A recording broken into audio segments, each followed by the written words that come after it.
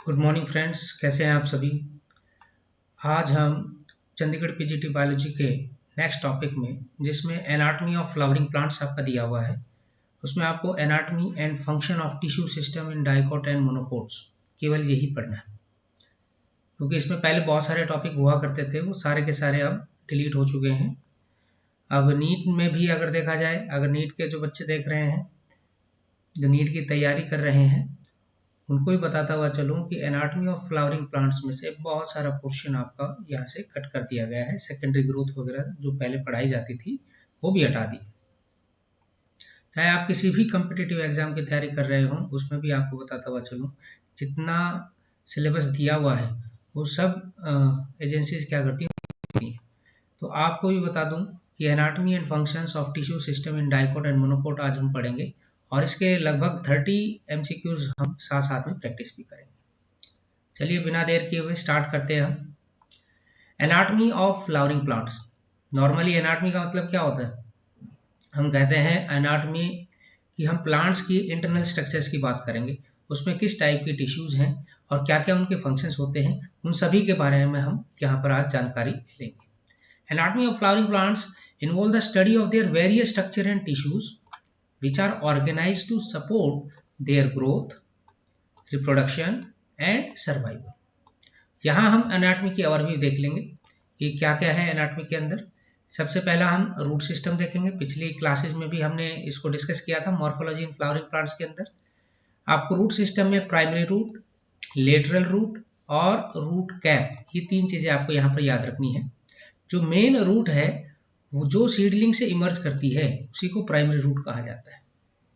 और वहीं जो रूट ब्रांचेस प्राइमरी रूट में आपको देखने को मिल जाए, जोन ऑफ मेरिस्टेमेटिक रीजन के अंदर आपने देखा था, तो उनका मेजर जो फंक्शन है वो क्या है? एब्जॉर्ब करना वाटर और न्यूट्रिएंट्स। कहाँ से? सॉइल से प्राप्त करना।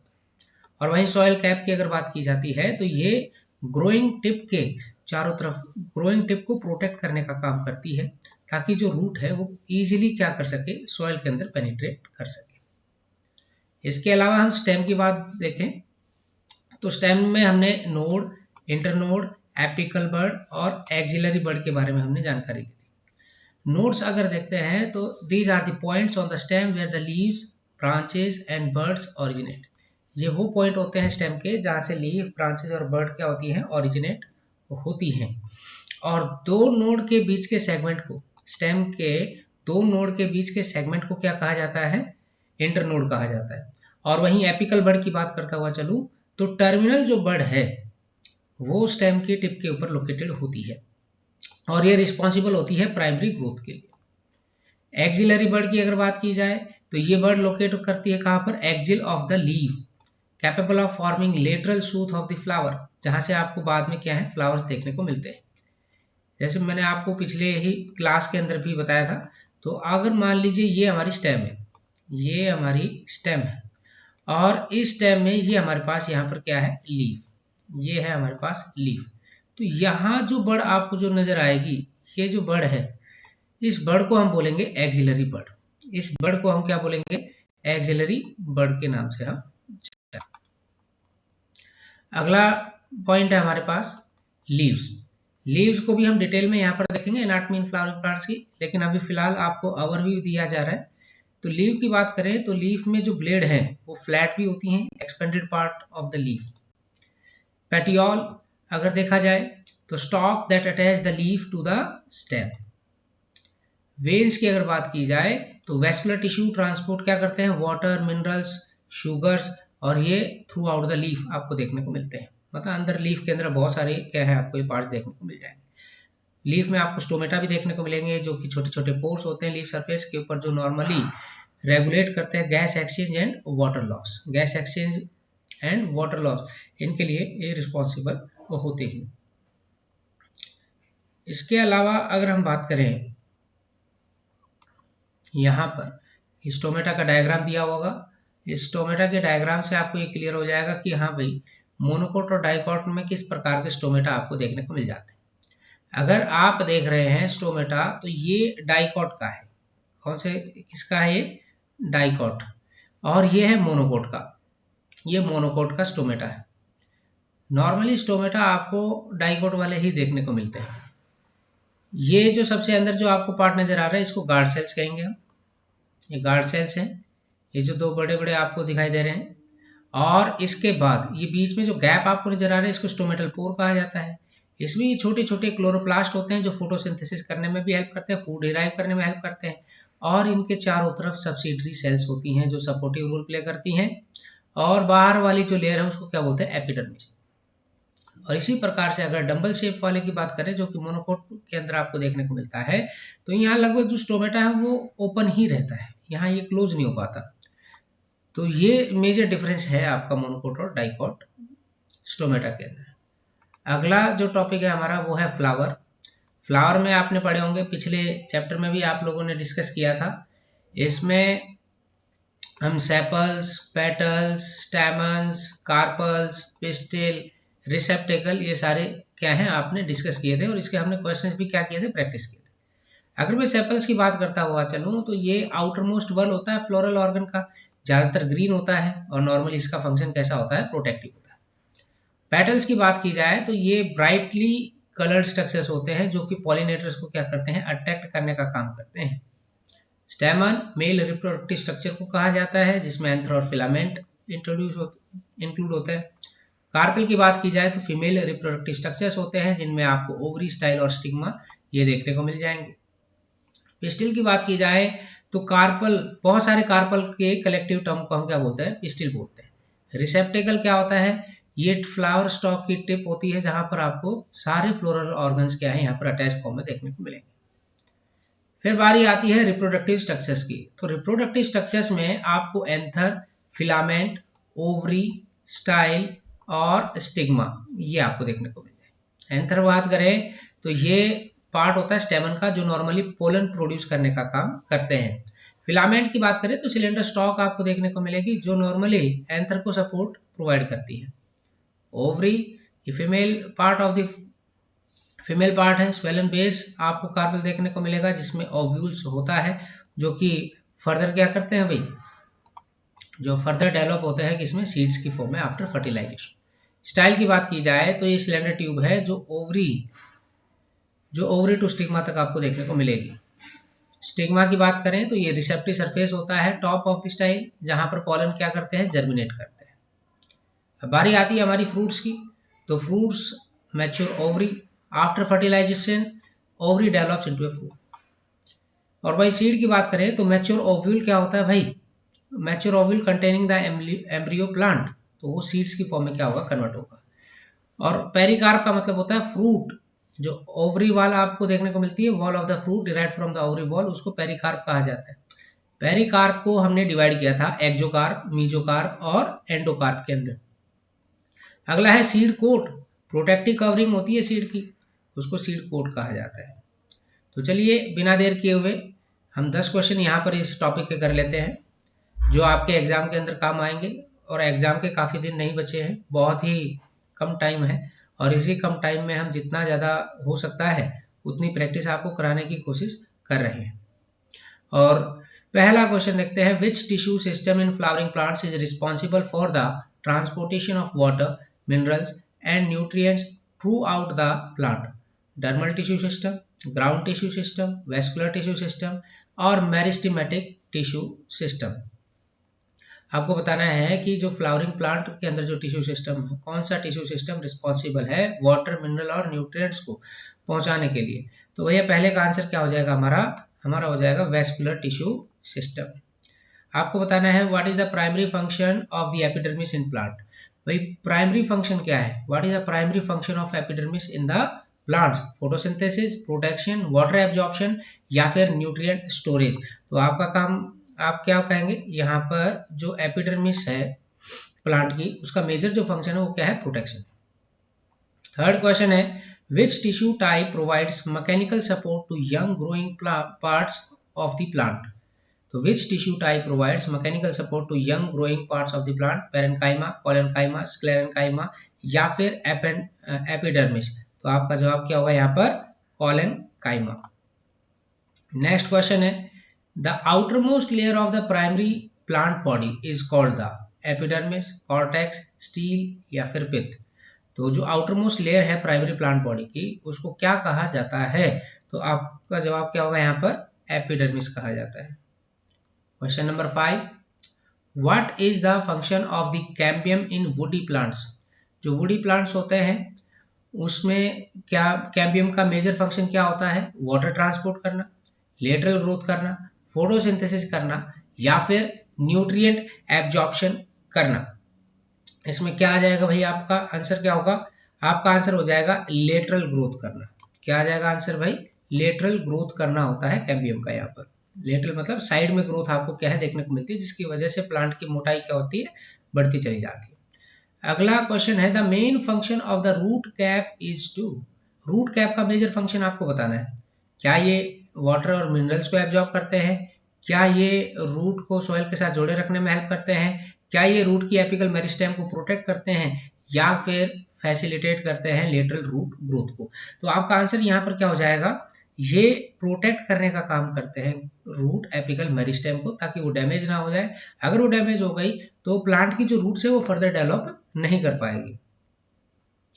थिम्बल लाइक स्ट्रक्चर क्या है? आपको रूट कैप का देखने को मिलता है डाइकोट प्लांट के अंदर। Which tissue system is responsible for gas exchange in leaves? Vascular tissue system, ground tissue system, dermal tissue system या मेरिस्टेमेटिक टिश्यू सिस्टम? तो इसमें आपका क्या आंसर आ जाएगा भाई? Dermal tissue system. मतलब यहीं पर ही आपको ज्यादातर क्या है? गैसेज एक्सचेंज क्या है देखने को मिल जाती हैं। अगला क्वेश्चन है, what is the primary function of the epidermis in roots? Major function बता दीजिएगा। प्राइमरी फंक्शन एंडोडर्मिस का रूट्स के अंदर। क्या ये वाटर और न्यूट्रिएंट्स की एब्जॉर्प्शन करने में हेल्प करती हैं? क्या ये मैकेनिकल सपोर्ट प्रोवाइड करती हैं? क्या ये वाटर और मिनरल्स के अपटेक को रेगुलेट करने का काम करती है, या फिर पैथोजेंस को प्रोटेक्ट करने का काम करती है? तो आपका आंसर क्या हो जाएगा यहाँ पर? आपका आंसर हो जाएगा कि ये रेगुलेट करने का काम करती है, वाटर और regulation of water and minerals. Next question है question number 9, what is the primary function of the phloem tissue? Phloem tissue का प्राइमरी फंक्शन आपको बताना है। क्या ये वाटर ट्रांसपोर्ट करते हैं? क्या storage of starch, transport of organic nutrient, या फिर सपोर्ट एंड मैकेनिकल स्ट्रेंथ? तो फ्लोएम टिश्यू का मेजर काम क्या होता है? ये नॉर्मली ट्रांसपोर्ट ही करने का काम करते हैं। किस चीज को? ऑर्गेनिक न्यूट्रिएंट्स को एक जगह से दूसरी जगह, जैसे लीव से रूट की तरफ या फिर रूट से लीफ की तरफ। फ्लोएम टिश्यू के माध्यम से ही जो फूड है वो ट्रांसलोकेट यहाँ पर आपको देखने को मिलेगा। द मेल, नेक्स्ट क्वेश्चन है, the male reproductive organ in flowering plants is called the. तो मेल रिप्रोडक्टिव जो ऑर्गन है फ्लावरिंग प्लांट्स में, उनको क्या कहा जाता है? पिस्टिल कहा जाएगा, स्टिग्मा कहा जाएगा, स्टेमन कहा जाएगा, या फिर ओवरी कहा जाएगा? तो उनको हम क्या कहेंगे? स्टेमन। मेल रिप्रोडक्टिव ऑर्गन में एंथर और फिलामेंट आपको क्या है देखने को मिलते हैं। चलिए, ये कुछ क्वेश्चन है जो आपको उसमें मिल जाएंगे मेरे पीडीएफ के अंदर, आप इसको डायरेक्ट रीड कर सकते हैं वहां से। अगला टॉपिक है हमारे पास यहाँ पर डाइकॉट प्लांट्स की। तो डाइकॉट प्लांट की अगर एनाटॉमी अगर हम देखें यहाँ पर, तो इसमें आपको 3 मेन टिश्यूज आपको यहाँ पर देखने को मिल जाएंगे। Dermal tissue, ground tissue, vascular tissue. और हर टिश्यू सिस्टम का फंक्शन क्या है? स्पेसिफिक होता है और क्रूशियल होता है। वो भी ओवरऑल ग्रोथ तक आपको देखने को मिलेगा, सपोर्टिव रोल है। और ये क्या क्या फंक्शनिंग करते हैं प्लांट के अंदर, वो चीज आपको यहाँ पर देखने को मिल जाएगी। तो सबसे पहला है हमारे यहाँ पर डर्मल टिश्यू सिस्टम। तो भैया डर्मल टिश्यू सिस्टम के अंदर आपको क्या देखने को मिलेगा? आपको देखने को मिलेगा एपिडर्मिस, जो कि सबसे आउटर मोस्ट लेयर होती है, जो कि कवर करती है एंटायर प्लांट बॉडी को। वहीं एपिडर्मिस की अगर टिपिकली क्या करते हैं?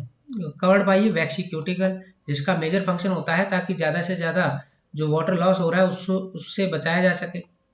साथ में पैथोजन से भी क्या करते हैं? प्रोटेक्ट करने का काम करते हैं। और एनवायरमेंटल स्ट्रेसेस से भी क्या करते हैं? बचाते हैं। Dermal tissue system. वहीं स्पेशलाइज स्ट्रक्चर अगर देख लिया जाए डर्मल टिश्यू सिस्टम के अंदर, तो उसके अंदर स्टोमेटा पाया जाता है, मतलब छोटे छोटे पोर्स आपको देखने को मिल जाएंगे लीफ के अंदर। ट्राइकॉम्स हेयर स्ट्रक्चर आपको देखने को मिल जाता है। इसके अलावा आपको बताता हुआ चलूं, स्टोमेटा क्या करता है? रेगुलेट करता है गैसेस एक्सचेंज एंड ट्रांसपिरेशन। वहीं ट्राइकॉम्स की बात करें तो ये प्रोटेक्शन प्रोवाइड करने का काम करता है against the herbivores and excessive lights. मतलब जितने भी जो प्लांट्स होते हैं, जो घास खाने, जो एनिमल्स जो घास खाने का काम कर, जो घास खाते हैं, तो उनसे प्रोटेक्ट करने का क्या करते हैं? काम करते हैं। कौन? ट्राइकॉम्स। अगला जो टॉपिक है हमारा यहाँ पर, इसमें है ग्राउंड टिश्यू सिस्टम, है ना। तो ये डाइकोट प्लांट की हम बात कर रहे हैं यहाँ पर। ग्राउंड टिश्यू सिस्टम की बात करें तो प्राइमरीली ये रिस्पॉन्सिबल किसके लिए होते हैं, स्टोरेज के लिए, फोटोसिंथेसिस के लिए, और सपोर्टिव रोल क्या करते हैं, प्ले करते हैं। इनमें it includes various types of cells such as parenchyma, collenchyma and sclerenchyma. तो ये तीन चीजों से मिलकर बने होंगे, पेरेन्काइमा, कोलेनकाइमा एंड स्क्लेरेन्काइमा, जो कि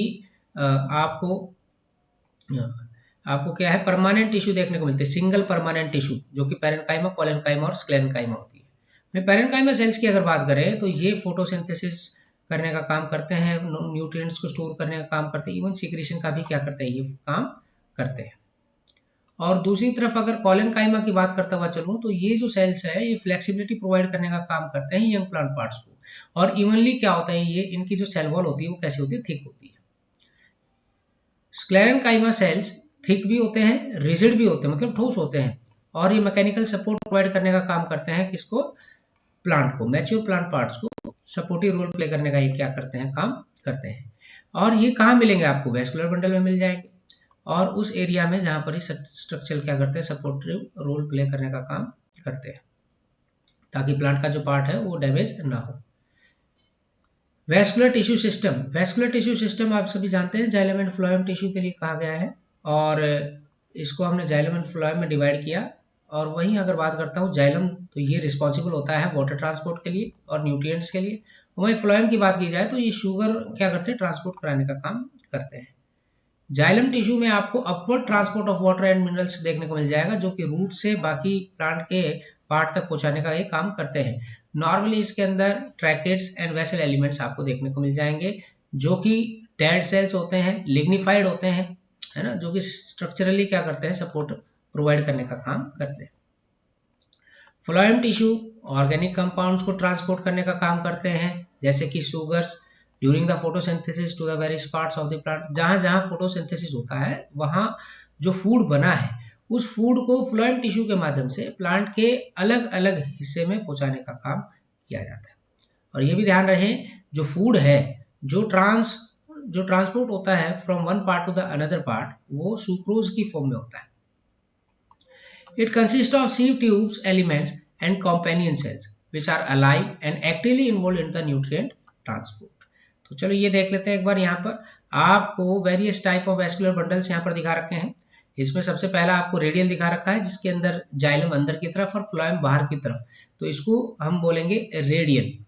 और दूसरा आपको यहाँ पर दिखा रखा है कि किस प्रकार से जाइलम एंड फ्लोएम आपस में एक दूसरे के साथ जुड़े हुए हैं, और एक दूसरे के साथ जुड़े हुए हैं तो इसके अंदर आपको क्या देखने को मिलेगा, कॉन्जॉइंट, क्लोज। क्लोज क्यों मिलेगा, क्योंकि फ्लोएम एंड जाइलम के बीच में कोई भी अनदर पार्ट आपको देखने को नहीं मिल रहा है, तो ये बिल्कुल नजदीक नजदीक है, तो इसको क्लोज टाइप कहा जाता है, close type of conjoint, close type of vascular bundle. और कॉन्जॉइंट आपको ओपन देखने को मिले तो बीच में आपको कैम्बियम लेयर क्या है देखने को मिल जाएगी। ये बीच में पिंक कलर की आपको कैम्बियम लेयर क्या है यहाँ पर आपको देखने को मिलेगी। चलिए नेक्स्ट अगर हम देखें, यहाँ पर डाइकॉट में वैस्कुलर बंडल की अगर बात की जाए तो रिंग की फॉर्म में ज्यादातर क्या होते हैं, अरेंज होते हैं। बीच सेंटर में आपको पिथ देखने को मिल जाएगा। और वहीं जाइलम की अगर बात की जाते हैं तो ये सेंटर में लोकेट होते हैं, एंड फ्लोएम आउटसाइड की तरफ क्या है आपको देखने को मिल जाएगा। ये जो अरेंजमेंट है ये एफिशिएंट न्यूट्रिएंट और वाटर ट्रांसपोर्ट करने में क्या करती है, हेल्प करती है थ्रू आउट द प्लांट।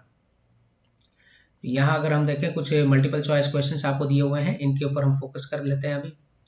तो मल्टीपल चॉइस क्वेश्चन जो आपके एग्जाम के अंदर पूछे जाएंगे, मैं बार बार कह रहा हूँ, अगर आपको ये वीडियो अच्छी लगे तो आप लाइक करना ना भूलें। चलिए, the first question is which tissue system is responsible for providing structural support to the plant and transporting water and minerals. तो आपको यहाँ पर जवाब देना है dermal tissue system, ground tissue system, vascular tissue system या फिर एपिडर्मल टिश्यू सिस्टम। तो आंसर क्या हो जाएगा इसका हो जाएगा vascular tissue system. The outermost layer of cells in a dicot plant is a part of which tissue system? आपको बताना जो outermost layer है सेल्स की डाइकोट प्लांट के अंदर वो कौन से टिश्यू सिस्टम की बनी होती है, वैस्कुलर, डर्मल, ग्राउंड या फिर मेरिस्टेमेटिक टिश्यू सिस्टम। सभी को पता चली गया होगा, dermal tissue system. What is the primary function of the epidermal tissue system in dicots? Photosynthesis, support, protection, water transport।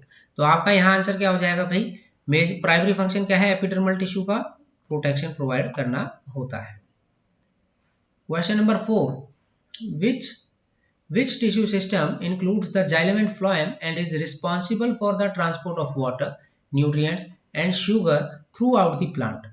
तो आपको बताता हुआ चलूँ, यहाँ आंसर आपका कौन सा आएगा, डर्मल आएगा, ग्राउंड, वेस्कुलर या फिर meristematic tissue system.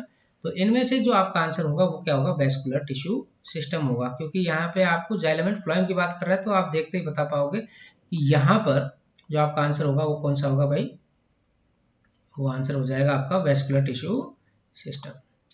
Next question है question number 5, the tissue responsible for lateral growth in dicot stems is called. The tissue responsible for lateral growth in dicot stems is called apical meristem, vascular cambium, ground meristem या फिर dermal meristem। तो आपका answer क्या हो जाएगा, vascular cambium। Question number 6 आपका यहाँ पर आता है, what is the primary function of the ground tissue system in dicots? Support and protection, photosynthesis and nutrient storage, water transport, gas exchange। तो आपका यहाँ आंसर हो जाएगा कि प्राइमरी फंक्शन क्या है ग्राउंड टिश्यू सिस्टम का भाई डाइकॉट के अंदर, तो वो फोटोसिंथेसिस प्रोवाइड करना होता है। Question number 7, which tissue system forms a continuous protective layer on the surface of leaves, stems and roots? Vascular tissue system, dermal tissue system, ground tissue system या फिर मेरिस्टेमेटिक टिश्यू सिस्टम? तो आपका answer क्या होगा यहाँ पर, dermal tissue system. ये बहुत सारे क्वेश्चन हैं, अरेंज करने पड़ते हैं और आप लोगों के लिए, ताकि एग्जाम के अंदर यहाँ से क्वेश्चन आपका बन जाए। The opening on the leaf surface responsible for gas exchange is called. Gas exchange के लिए कौन है भाई, स्टोमा, क्यूटिकल, ट्राइकॉम या फिर इलेंटिस? तो आपको बताता हुआ चलो, इसका आंसर आएगा स्टोमा। स्टोमेटा को ही स्टोमा कहा जाता है, ये भी आपको याद होना चाहिए। Question number 9, which tissue system is responsible for the elongation of roots and shoots in dicot plants? तो which tissue system is responsible for the elongation of root and shoots in the dicot plants? Dermal tissue system, ground tissue system, vascular tissue system या फिर meristematic tissue system? तो आपका answer क्या हो जाएगा यहाँ पर, meristematic tissue system हो जाएगा।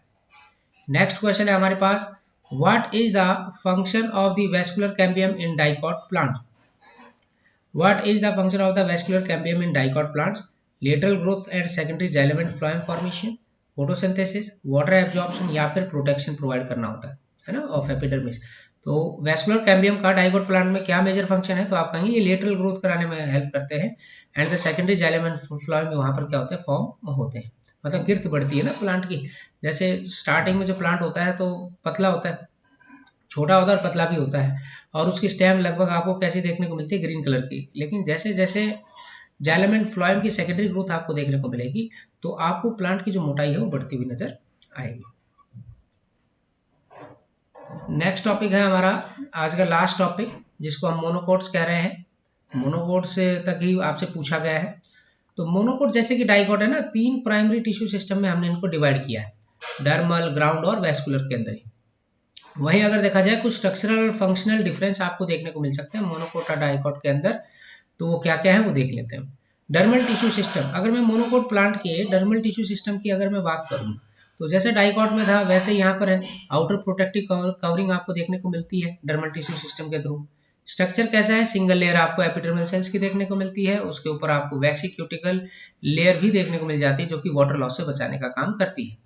स्पेशल फीचर अगर देखा जाए तो मोनोकोट जो डर्मल टिश्यू है उसके अंदर stomata, monocot dermal tissue often lakhs stomata on the upper epidermis of the leaf. मतलब अगर बात की जाती है कि अपर एपिडर्मिस ऑफ लीफ में आपको बहुत कम मात्रा में क्या है, स्टोमेटा देखने को मिल जाएगा। यूजुअली ये लोअर एपिडर्मिस पर प्रेजेंट होते हैं, क्योंकि इनका काम क्या होता है कि कम से कम मात्रा में वाटर यहाँ से क्या हो पाए, लॉस हो पाए। ग्राउंड टिश्यू सिस्टम की बात करें तो ग्राउंड टिश्यू सिस्टम इनको सपोर्ट, स्टोरेज और फोटोसिंथेसिस प्रोवाइड करने में हेल्प करते हैं। स्ट्रक्चर, इसमें आपको 3 टाइप की टिश्यूज देखने को मिलती हैं, पेरेन्काइमा, कोलेन्काइमा एंड स्क्लेरेन्काइमा से। स्पेशल फीचर्स क्या है, मोनोकोट के अंदर आपको ज्यादातर स्कैटर्ड वेस्कुलर बंडल आपको देखने को मिलेंगे in ground tissue as comparison to the radial arrangement in seen in the dicots. देखिए 2 तरीके के क्वेश्चन यहाँ से आपके पता चल गए। डाइकोट को कंपेयर करके बता दिया मैंने यहाँ पर, डाइकोट में तो रेडियल सिमेट्री आपको देखने को मिल जाती है, लेकिन आपको यहाँ पर स्कैटर्ड फॉर्म में जो वेस्कुलर जो बंडल्स हैं वो देखने को मिलेंगे मोनोकोट के अंदर। वैस्कुलर टिश्यू सिस्टम की बात की जाए तो मेजर फंक्शन क्या है, वही ट्रांसपोर्ट ऑफ वाटर मिनरल्स जो कि डाइगॉट प्लांट में हमने देखा था। Structure xylem and phloem tissue आपको देखने को मिलेंगे। स्पेशल फीचर्स क्या है, क्योंकि यहाँ पर वैस्कुलर बंडल स्कैटर्ड फॉर्म में होते हैं rather than rather than the in a distinct ring as in a dicot। वही एडिशनली अगर देखा जाए तो मोनोकोट के अंदर सेकेंडरी ग्रोथ नहीं होती है ना, तो यहाँ पर वैस्कुलर कैम्बियम क्या है, एब्सेंट होता है। ये वाला क्वेश्चन पूछा जा सकता है कि भाई मोनोकोट के कुछ फीचर्स बता देंगे, बताइए उनमें से कौन सा नहीं है, तो ये लिखा जाएगा एब्सेंस ऑफ वैस्कुलर कैम्बियम। तो वैस्कुलर कैम्बियम नहीं है तो इसका मतलब आपको प्लांट की गिर्थ क्या है, मोटाई आपको वहां पर देखने को नहीं मिलेगी, सेकेंडरी ग्रोथ आपको वहां पर देखने को नहीं मिलती। जैसे कि सेकेंडरी फ्लोएम है, सेकेंडरी जाइलम है, ये वहां पे फॉर्म नहीं होते, कहां पर, मोनोकोट के अंदर। स्टेम एनाटॉमी की अगर बात की जाए तो मोनोकोट स्टेम, ये आ जाएगा आपका मोनोकोट स्टेम और डाइकोट स्टेम। तो मोनोकोट स्टेम की अगर बात करें तो यहाँ पर सेकेंडरी ग्रोथ नहीं होती, वैस्कुलर कैम्बियम भी यहाँ पर नहीं होता है इनके पास। और अगर देखा जाए तो वैस्कुलर बंडल यहाँ पर आपको स्कैटर्ड फॉर्म में मिलेगा, मतलब पूरी की पूरी टिश्यू, पूरी की पूरी सेल्स के अंदर के यहाँ पे फैला हुआ दिखाई देगा। डाइकोट स्टेम की बात करें तो सेकेंडरी ग्रोथ होती है, वैस्कुलर कैम्बियम की भी फॉर्मेशन होती है, secondary xylem and secondary phloem भी यहाँ पे फॉर्म होता है। तो डायग्राम से आपको ये चीजें क्लियर हो जाएंगी। देखिए ये मैंने बनाया है, ये आपको बता रहा हूँ मैं यहाँ पर टीएस ऑफ स्टेम डाइकोट और मोनोकोट का।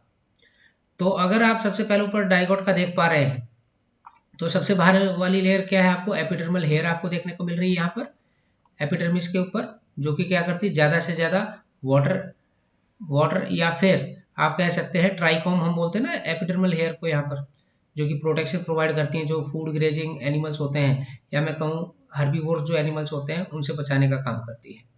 नेक्स्ट आपको हाइपोडर्मिस देखने को मिल जाएगी, फिर पैरेन्काइमा आपको देखने को मिलेगा, एंडोडर्मिस आपको देखने को मिलेगी, ये वाली जो अंदर वाली जो एंडोडर्मिस है, फिर पेरिसाइकिल आपको देखने को मिल जाएगा, वैस्कुलर बंडल आप यहाँ देख पा रहे होंगे, ये जो है कॉन्जॉइंट है ना, और साथ में सेकेंडरी ग्रोथ के लिए आपको, तो इसका मतलब ओपन टाइप का आपको यहाँ पर देखने को मिल रहा है वैस्कुलर बंडल। मेडुलरी रेज बीच बीच में जो कि क्या करती हैं, वैस्कुलर कैम्बियम बनाने का काम करती हैं। जैसे आपको पता चलेगा कि इंटरफेसिकुलर कैम्बियम क्या करती है, यहाँ पे फॉर्म करती हैं, जो कि primary xylem and primary phloem बाद में क्या है स्ट्रक्चर ड्रॉ करती हैं। अंदर जो बिल्कुल सेंटर में आपको जो नजर आ रहा है वो है पित्त, ये आपको इस तरीके से स्ट्रक्चर दिखा दिया है यहाँ पर। तो ऊपर एपिडर्मिस, फिर कॉलनकाइमा, पैरेन्काइमा, फिर एंडोडर्मिस, फिर पेरिसाइकिल आपको यहाँ पर देखने को मिल जाएगी, फिर फ्लोएम, फिर कैम्बियम रिंग ये टाइप आपको देखने को मिलेगी, फिर मेटाजाइलम है और फिर है प्रोटोजाइलम, है ना। तो प्रोटोजाइलम क्या होता है, न्यू जाइलम, और मेटाजाइलम ओल्ड जाइलम कहलाते हैं। और वहीं लास्ट में आपको क्या देखने को मिलेगा, पित्त। तो ये स्ट्रक्चर है, इसको देख लीजिएगा, हो सकता है आपसे लेबलिंग करके क्वेश्चन पूछ सकता है, डायग्रामेटिकली क्वेश्चंस भी डाल देते हैं कई बार एग्जाम के अंदर, तो उसमें आपसे ये पूछ लेंगे भाई इस पार्ट को क्या कहा जाता है और इसको अरेंज कीजिएगा। और मोनोकोट की अगर मैं बात करूं तो सबसे बाहर एपिडर्मिस, फिर उसके बाद हाइपोडर्मिस, फिर आप देख पा रहे होंगे स्कैटर्ड फॉर्म में वैस्कुलर कैम्बियम, मतलब वैस्कुलर बंडल्स क्या है, सॉरी कैम्बियम तो एब्सेंट होता है ना, तो वैस्कुलर बंडल्स क्या है आपको यहाँ पर देखने को मिलेंगे, मतलब जाइलम फ्लोएम बिल्कुल स्कैटर्ड फॉर्म में। और इसको अगर बड़ा करके देखा जाए तो आपको कुछ इस तरीके से नजर आएगा, ऊपर एपिडर्मिस है, फिर हाइपोडर्मिस है, फिर आप देख पा रहे हैं वैस्कुलर बंडल्स, कुछ छोटे नजर आएंगे, कुछ बड़े वैस्कुलर बंडल आपको देखने को मिलेंगे। तो फ्लोएम, जाइलम, ग्राउंड टिश्यू, ये जो ग्रीन कलर का पार्ट आपको जो नजर आ रहा है इसको हम ग्राउंड टिश्यू कहते हैं, जो कि फिलर टिश्यू कहलाती है। इसके बाद आती है हमारे पास लीफ एनाटॉमी। तो कितने प्रकार के लीफ हैं, तो सिंपल सी बात है, दो ही टॉपिक पढ़ रहे हैं, डाइकोट और मोनोकोट, है ना। तो मोनोकोट लीफ की अगर बात करें, मोनोकोट लीफ की अगर बात की जाए तो टिपिकली आपको पैरेलल वेनेशन आपको देखने को मिलेगा। यहाँ पर जो वेन्स हैं वो पैरेलल होती है बेटा एक दूसरे के, और स्टोमेटा आपको यहाँ पर दोनों साइड देखने को मिलेगा, upper and lower surface of monocot leaves.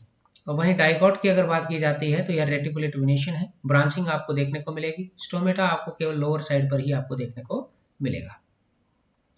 यहाँ ध्यान से देखेंगे ये लीफ का स्ट्रक्चर है, ये सबसे ऊपर वाली डाइकोट लीफ है, सबसे ऊपर जो लीफ हमने जो बताई है वो है डाइकोट लीफ, और नीचे वाली क्या है, मोनोकोट लीफ है। तो आपको मेजर डिफरेंस क्या नजर आ रहा है, यहाँ पर आप देखेंगे जो सबसे ऊपर वाली एपिडर्मिस है उसको एडेक्सियल एपिडर्मिस कहा जाता है, लोअर वाली एपिडर्मिस को अबैक्सियल, और अबैक्सियल एपिडर्मिस में ही आपको स्टोमेटा देखने को मिल रहा है, यहाँ पर स्टोमा। और यहाँ जस्ट नीचे आपको पैलिसेड मेसोफिल आपको देखने को मिलेगी, बीच बीच में एयर कैविटीज आपको देखने को मिल जाएंगी, और यहाँ जो आपको जो स्ट्रक्चर नजर आ रहे हैं राउंड राउंड स्ट्रक्चर्स, ये स्पंजी मीजोफिल सेल्स कहलाती हैं। और बीच बीच में जो कैविटी है इसको सबस्टोमल कैविटी भी कहा जाता है। यहाँ आप देख पाएंगे ये बंडल शीथ है, इसमें जाइलम एंड फ्लोएम क्या है आपको देखने को मिलेंगे, जो वाटर एंड फूड मटेरियल्स को क्या करते हैं, ट्रांसपोर्ट कराने का काम करते हैं। अब यहाँ देखते हैं मोनोकोट लीफ में ऐसा क्या है, क्या मेजर डिफरेंस आपको देखने को मिल रहा है। आप देख पा रहे हैं एडैक्सियल एपिडर्मिस और एबैक्सियल एपिडर्मिस दोनों तरफ आपको क्या है यहाँ पर स्टोमेटा देखने को मिल जाएगा। और यहाँ जो बीच में आपको जाइलम और ये राउंड राउंड स्ट्रक्चर जो आपको नजर आ रहे हैं ये मीजोफिल सेल है, मतलब कि ये पैरेन्काइमा सेल्स हैं। नॉर्मली इनके अंदर क्या होता है कि क्लोरोफिल पाया जाता है, मतलब प्लास्टिड्स पाए जाते हैं जो फोटोसिंथेसिस परफॉर्म करने में हेल्प करते हैं। ये छोटी सी कैविटी आपको सबस्टोमेटल कैविटी क्या है आपको यहाँ पर देखने को मिल जाएगी। और आपको बीच में यहाँ फ्लोएम और जाइलम टिश्यू क्या है देखने को मिलते हैं, जो नॉर्मली वाटर और इसके अलावा फूड मटेरियल को ट्रांसलोकेट कराने का काम करते हैं। अब नेक्स्ट टॉपिक अगर हम देखें तो यहाँ पर आपको रूट की एनाटमी आपको देखने को मिल जाएगी। मोनोकोट की जो रूट्स हैं उसमें आपको फाइब्रस रूट सिस्टम देखने को मिल जाता है, जो कि थिन होते हैं। ब्रांचिंग रूट्स आपको देखने को मिल सकती है स्टेम पर। Vascular tissue in monocot root is arrange in a ring. तो आपको देखा जाए तो वेस्कुलर टिश्यू की बात की जाए मोनोकोट रूट्स की तो वो रिंग की फॉर्म में अरेंज होते हैं। डाइकोट रूट्स टिपिकली कैसे होती है, ट्रैप रूट सिस्टम आपको देखने को मिल जाता है। मेन सेंट्रल रूट जो कि लेटरल रूट्स क्या करती हैं, अराइज करने का काम करती हैं। और vascular tissue in dicot root is arrange in the form of a central cylindrical, ये भी आपको देख लेना। बस ये लास्ट टॉपिक है हमारा, फिर इसके बाद हमारे कुछ क्वेश्चन आंसर्स हैं और क्वेश्चन आंसर्स होते ही ये टॉपिक क्या हो जाएगा, ये चैप्टर क्या हो जाएगा हमारा फिनिश हो जाएगा। तो चाहे आप किसी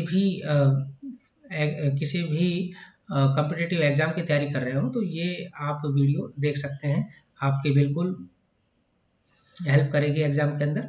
तो चलिए सबसे पहला हम यहाँ पर स्ट्रक्चर देख लेते हैं टीएस ऑफ डाइकोट रूट और मोनोकोट रूट की। तो ये ऊपर जो आपको नजर आ रहा है ये कौन सा है, ये है डाइकोट रूट। और जो नीचे जो आपको नजर आ रहा है ये कौन सा है, तो आप कहेंगे मोनोकोट रूट। तो डाइकोट रूट की बात करें तो रूट हेयर्स जो कि सरफेस एरिया बढ़ाते हैं, ज़्यादा से ज़्यादा वाटर एब्जॉर्ब करने में हेल्प करते हैं। फिर उसके बाद एपिडर्मिस है, ये कॉर्टेक्स रीजन आपको नजर आएगा। फिर एंडोडर्मिस है, पेरिसाइकिल है, प्रोटोजाइलम, फिर मेटाजाइलम, फिर पित्त और फ्लोएम। तो पित्त तो आपको पता चल गया, बीच वाले पार्ट को क्या बोलते हैं, पित्त बोलते हैं। तो याद रखिए आपको ना अरेंज करके पूछ लेगा कि बताइए कि सबसे ऊपर क्या होता है, तो रूट हेयर, फिर एपिडर्मिस है, फिर कॉर्टेक्स है, फिर एंडोडर्मिस, फिर पेरिसाइकिल, फिर जाइलम, फिर फ्लोएम और बिल्कुल सेंटर में आपको यहाँ पर क्या देखने को मिलेगा, पित्त। वही मोनोकोट रूट की बात की जाए तो इनकी भी एपिडर्मिस के ऊपर क्या है आपको रूट हेयर्स क्या है यहाँ पर देखने को मिल जाएंगी। फिर उसके बाद कॉर्टेक्स, फिर एंडोडर्मिस, फिर पेरिसाइकिल, फिर फ्लोएम और फिर जाइलम, है ना, फिर पित्त, ये आपको ऐसे देखने को मिले। तो ये आपको देख लेना है मेजर डिफरेंस, आपसे यहाँ से क्वेश्चन जरूर पूछा जाएगा। तो अब हम देख लेते हैं question answers. Which tissue system in monocots is responsible for providing structural support, protection and water absorption? Dermal tissue system, ground tissue system, vascular tissue system या फिर मेरिस्टेमेटिक टिश्यू सिस्टम। तो आपका आंसर क्या हो जाएगा यहाँ पर, डर्मल टिश्यू सिस्टम हो जाएगा, यह हो जाएगा डर्मल टिश्यू सिस्टम, ये आपका आंसर हो जाएगा। अगला क्वेश्चन है the tissue responsible for the transport of water, nutrients and sugar in monocot is called. तो उसको क्या कहा जाएगा, उसको कहा जाएगा वेस्कुलर टिश्यू सिस्टम। साथ साथ में याद हो गए होंगे आपको। What is the primary function of the epidermal tissue system in monocots, photosynthesis, support, protection या फिर वाटर ट्रांसपोर्ट। तो आंसर क्या होगा आपका, प्रोटेक्शन। नेक्स्ट क्वेश्चन है which tissue system includes the bundle sheath, xylem and phloem in monocot plants. Dermal tissue system, ground tissue system, vascular tissue system या फिर meristematic tissue system. तो आपका यहाँ पर आंसर क्या हो जाएगा, वेस्कुलर टिश्यू सिस्टम हो जाएगा। जब भी जाइलम एंड फ्लोएम की बात करें तो समझ जाना कि भाई वेस्कुलर की ही बात हो रही है। Question number 5, the tissue responsible for primary growth in monocot roots and shoot is known as. जो apical meristem, vascular cambium, ground meristem या फिर डर्मल मेरिस्टेम। तो आपका आंसर क्या हो जाएगा यहाँ पर भाई, आपका आंसर हो जाएगा apical meristem. Question number 6, what is the primary function of the ground tissue system in monocot, support and protection, photosynthesis and nutrient storage, water transport या फिर गैस एक्सचेंज। तो आपका आंसर क्या होगा भाई? यहाँ पर आपका आंसर हो जाएगा photosynthesis and nutrient storage. Next question है, which tissue system forms a protective covering on the surface of leaves, stems and roots in monocot? तो सीधा आंसर बता देता हूं मैं आपको, इसका आंसर आ जाएगा डर्मल टिश्यू सिस्टम। नेक्स्ट है question number 8, the tiny pores on the leaf surface of monocots responsible for gas exchange are called stroma, cuticle, trichome या लेंटिसेल? तो आपका आंसर क्या हो जाएगा? यहाँ पर आपका आंसर हो जाएगा stoma. Question number 9, which tissue system is responsible for the elongation of roots and shoots in monocot plants? तो यहाँ पे कौन है? तो आप कहेंगे मेरिस्टेमेटिक टिश्यू सिस्टम।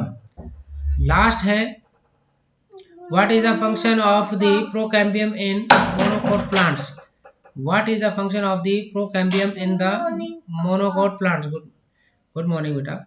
तो lateral growth and secondary xylem and phloem formation, photosynthesis, water absorption, protection of epidermis. तो आंसर क्या हो जाएगा आपका? Lateral growth and secondary xylem and phloem formation. तो यहाँ तक आपको याद कर लेना है। ये कुछ क्वेश्चंस हैं जो आपके चंडीगढ़ पीजीटी एग्जाम्स में, चाहे आप डीएसएसबी की तैयारी कर रहे हो तो उसके भी पीजीटी एग्जाम्स में आपको ये क्वेश्चंस मिल जाएंगे। ठीक है, वहाँ पे आपको देखते ही आपको आंसर्स।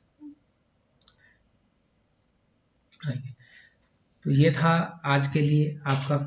आपको अगर कोई भी सजेशंस देना हो तो आपके कमेंट बॉक्स में ज़रूर छोड़ा करें, और अगर आपको अच्छी लगी हो तो लाइक ज़रूर करें। आज के लिए इतना ही काफ़ी है। कल हम नए टॉपिक के साथ यहाँ पर स्टार्ट होंगे, जिसमें आपको फ्रॉग के बारे में पढ़ाया जाएगा, फ्रॉग की एनाटमी, मॉर्फोलॉजी, है ना। यहाँ से ये नया टॉपिक है, ये नीट के स्टूडेंट्स के लिए भी बहुत ज़रूरी हो जाता है, और वहीं अगर देखा जाए तो कॉम्पिटिटिव एग्जाम्स में भी यहाँ से क्वेश्चन से पूछना स्टार्ट कर देंगे। तो आज के लिए इतना ही है। ठीक है, आपसे कल मुलाकात होगी दोबारा से। जय हिंद, जय भारत, नमस्कार।